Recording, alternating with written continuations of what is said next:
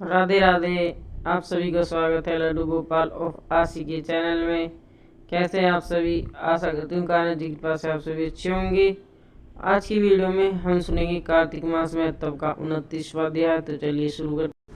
राजा पृथु ने कहा, हे नारद जी, आपने कृष्णा और वेणी नदी के तट पर बनिए और कल्हा ने जिस प्रकार मुक्ति पाई वह सारी कथा हमको सुनाई है।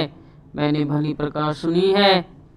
हे देव ऋषि, यह कार्य उन दोनों नदियों के प्रभाव से हुआ था या इस क्षेत्र के प्रभाव से हुआ था? कृपा करके मुझे यह बताने की कृपा कीजिए, क्योंकि मुझे संदेह है। नारद जी बोले, कृष्णा नदी साक्षात भगवान श्री कृष्णचंद्र जी महाराज का शरीर और वेणी नाम वाली नदी भगवान शंकर का शरीर है। इन दोनों नदियों के संगम का महात्म्य श्री ब्रह्मा जी भी वर्णन करने में असमर्थ हैं। फिर भी चूंकि आपने पूछा है, अतएव मैं आपको इनकी उत्पत्ति का वृत्तांत सुनाऊंगा। ध्यानपूर्वक सुनिए। चाक्षुक मनवंतर के आरंभ में श्री ब्रह्मा जी ने स्वयं पर्वत के शिखर पर यज्ञ करने का निश्चय किया। वह सब देवता भगवान विष्णु, भगवान शंकर और यज्ञ की सामग्री लेकर उस पर्वत के शिखर पर गए। तब महर्षि भृगु आदि ऋषियों ने ब्रह्म मुहूर्त में उन्हें दीक्षा देने का विचार किया। इसके बाद उन्होंने श्री ब्रह्मा जी की पत्नी स्वरा को बुलावा भेजा। वह बड़ी आहिस्ता आहिस्ता आ रही थी। इसी बीच में श्री भृगु जी ने भगवान विष्णु से पूछा, हे प्रभु, आपने स्वरा को शीघ्रता से बुलाया था, वह क्यों नहीं आई? यदि ब्रह्म मुहूर्त टल गया तो फिर दीक्षा का कार्य कैसे होगा? इस पर भगवान विष्णु ने कहा, यदि स्वरा यथा समय यहाँ पर न आई तो आप गायत्री को ही स्त्री मानकर दीक्षा विधान कर दीजिएगा। क्या गायत्री पुण्य क्रम में ब्रह्मा जी की स्त्री नहीं हो सकती? नारद जी बोले, भगवान विष्णु ने भगवान शंकर की बात का समर्थन किया। यह बात सुनकर भृगु जी ने गायत्री को ही श्री ब्रह्मा जी की दाई और बिठाकर दीक्षा विधान आरंभ कर दिया। ऋषि मंडल गायत्री को दीक्षा दे रहा था। इतने में स्वरा भी यज्ञ मंडप में आ पहुंची।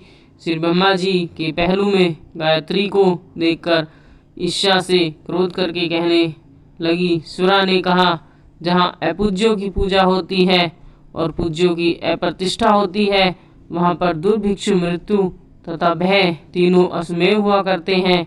यह गायत्री जी श्री ब्रह्मा जी की दाई ओर तथा मेरे स्थान पर बैठी है। यह अदृश्य बहने वाली नदी होगी।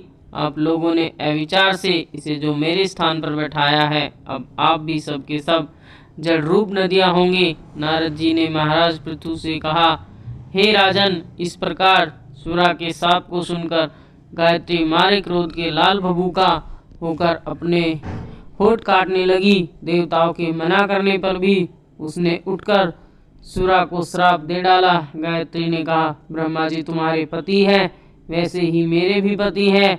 तुमने व्यर्थ ही श्राप दिया है, अतः अब तुम भी नदी हो जाओ। नारद जी ने कहा। तब तो देवताओं में खलबली सी मच गई। वह सुरा को दंडवत प्रणाम करके कहने लगे, हे देवी, तुमने जो ब्रह्मा आदि सब देवताओं को श्राप दिया है, इससे यदि हम सब जब रूप नदियाँ हो जाएंगे तो फिर निश्चय ही यह तीनों लोग नष्ट हो जाएंगे, क्योंकि यह शाप तुमने बिना विचारे दिया है। अतएव तुम इसको वापस ले लो। स्वरा ने कहा, हे देवतागण, चूंकि आपने यज्ञ के आरंभ में गणेश पूजन नहीं किया, इसलिए यह विघ्न उपस्थित हो गया है। मेरा यह शाप कभी खाली नहीं जा सकता। इसलिए सब अपने अपने अंशों से जड़ीभूत होकर अश्वमेव नदियाँ बनोगे। हम दोनों सोते भी अपने अपने अंशों से पश्चिम में बहने वाली नदियाँ बनेंगी। देव ऋषि नारद जी ने राजा पृथु से कहा। स्वरा के यह वचन सुनकर सभी देवता, शंकर आदि अपने अपने अंशों से नदियाँ बन गए। भगवान विष्णु के अंश से कृष्णा, भगवान शंकर जी के अंश से वेणी तथा भगवान ब्रह्मा जी के अंश से कुदमवती नाम वाली नदियाँ उत्पन्न हुई। सभी देवताओं ने अपने अंशों को जड़ बनाकर वहीं स्वयं पर्वत पर फेंक दिया। फिर उन लोगों के अंश अलग अलग नदियों के रूप में बहने लगे। देवताओं के अंशों से पूर्व वाहिनी तथा उनकी स्त्रियों के अंश से सैकड़ों व हजारों की संख्या में पश्चिम वाहिनी नदियां उत्पन्न हो गई। गायत्री और सूरा दोनों पश्चिम वाहिनी नदियां होकर एक साथ बहने लगी। दोनों का नाम सावित्री पड़ा। श्री ब्रह्मा जी ने उस यज्ञ स्थल पर भगवान विष्णु और भगवान शंकर की स्थापना की।